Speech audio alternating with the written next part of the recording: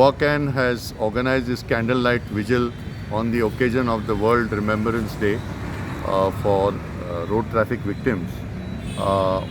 It's part of an international campaign, but here specifically in Goa, consistently Goacan has been highlighting the problems related to road safety and traffic management.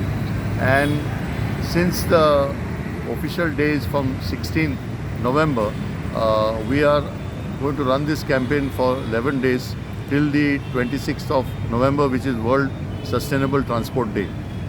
The idea is to mobilize public opinion, activate road safety and traffic management committees that are there in all the village panchayats and municipal council, and to build alliance across Goa to improve the situation of road safety. Lots of young people are dying on the roads. There is drunken driving. There are issues related to people dying because of head injuries. So a range of issues need to be highlighted, and we hope that this campaign will achieve this. We also want to let people know that the compensation schemes which are available for victims of road accidents are in place, and their availability, where they can apply, etc., inclusive of the hit and run cases. This is something that we will be working on in the next 11 days.